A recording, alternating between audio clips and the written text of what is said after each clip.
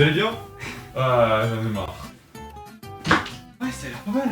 Ça a l'air pas mal tout ça. Hey, bonjour à tous, c'était Soon, j'espère que vous allez bien. Et aujourd'hui, toute nouvelle vidéo dans un nouveau décor. Et donc, comme vous avez pu remarquer, nouvel emplacement de caméra. Donc là, ma caméra principale qui est ici. Et une nouvelle caméra, donc ça va être sûrement la caméra un peu de secours et tout. La qualité n'est pas incroyable, mais ça fait toujours le taf. Et aussi, je sais, vous avez sûrement peut-être remarqué une nouvelle qualité de son. Alors la qualité de son est sûrement un peu meilleure, ça va vous me le dire si vous préférez l'ancienne ou celle-là. On va faire une différence.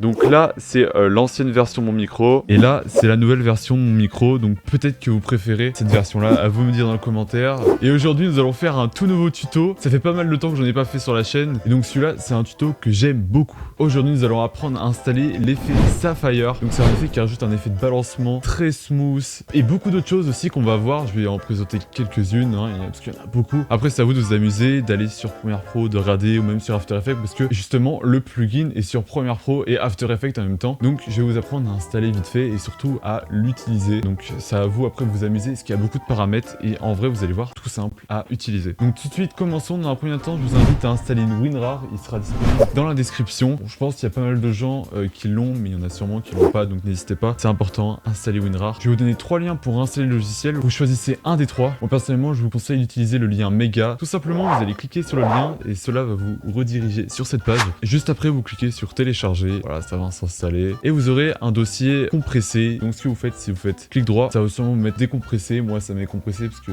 je l'ai en format décompressé en fait. Vous cliquez là et ça va vous décompresser. Donc après avoir décompressé, vous cliquez ici donc pour installer. Juste après, vous cliquez sur Sapphire ici et là normalement votre Premiere Pro et votre After Effects est équipé du plugin Sapphire. Après du coup avoir fait l'installation, alors si vous avez des problèmes d'installation, je vais vous mettre quelques tutos dans la description. Bon, ils seront en anglais, mais peut-être ça va vous aider à l'installer. N'hésitez pas à les regarder. Et donc dans un premier temps, nous allons aller sur Premiere Pro. Voilà, donc moi personnellement, j'ai Premiere Pro 2020. Donc ça marche très bien avec les versions bien en dessous. Avec la version 2018, 2019, 2007. Je pense que ça doit bien fonctionner, vous allez voir. Et donc après avoir lancé Adobe Premiere Pro, on glisse la vidéo que vous voulez. Ajouter le shake. Par exemple, je sais pas, vous pouvez couper ici. Et par exemple, mettre que le shake à cette période ici. Donc on va faire supprimer.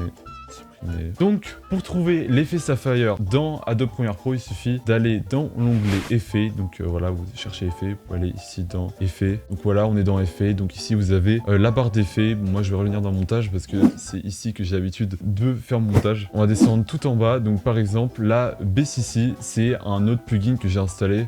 Et donc voilà, nous avons l'effet Sapphire et du coup, l'effet de Shake, donc, qui est le plus connu sûrement dans Sapphire. Il faut aller dans Sapphire Distort et on a S-Shake. Vous prenez l'effet S-Shake et vous le mettez du coup dans la vidéo. Donc voilà, après l'avoir glissé, vous allez dans Options d'effet. Voilà, donc on va laisser un peu de place. Et donc là, nous allons juste toucher à l'effet Shake ici. Donc comme vous pouvez voir, il y a pas mal d'options dans l'effet Shake. Et donc, on va juste toucher à l'amplitude, à la fréquence, tout ce qu'il y a ici. Après le reste, on s'en fiche un peu. Donc maintenant, on va voir à quoi ça ressemble si on touche à rien.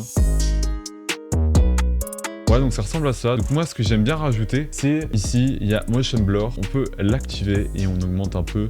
Bon, en vrai, c'est pas mal. Alors faites attention, Motion Blur, ça utilise pas mal les performances. C'est un peu ça qu'ils utilisent le plus. Donc voilà, ça rajoute un peu de flou. Si par exemple, ici, dans MO Blur Late, si on augmente beaucoup plus, on va dire 10. Oh là là, on va voir que ça fait un effet vraiment énervé.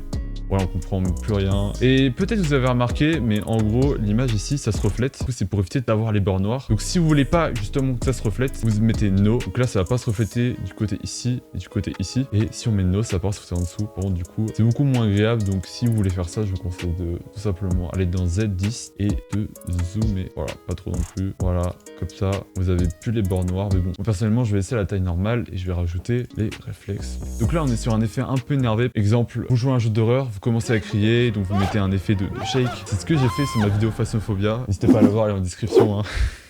Ici, on va essayer d'augmenter l'amplitude. Donc voilà, si vous augmentez l'amplitude, ça devient n'importe quoi, mais c'est très drôle. Voilà, donc on va laisser à 1. Et si on augmente la fréquence, ça permet d'aller très très vite, ça se coupe plus vite. Et donc si vous voulez par exemple que les mouvements aillent loin, on va essayer par exemple à 1.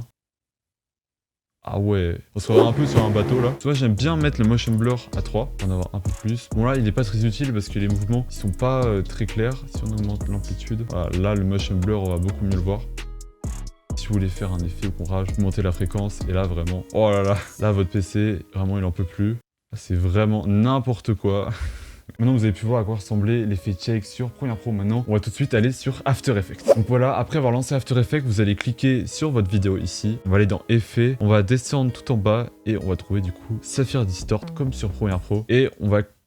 Oh non! Ah merde, j'ai pas mis un bon truc. On va aller sur Shake. Vous avez les mêmes presets que sur Premiere Pro. Et c'est juste ici pour changer l'amplitude, mettre Motion Blur. Et donc voilà, vous savez comment on fait pour mettre sur After Effects l'effet de Shake. Alors maintenant, j'ai envie de voir un peu sur Premiere Pro les différents effets qui sont assez drôles.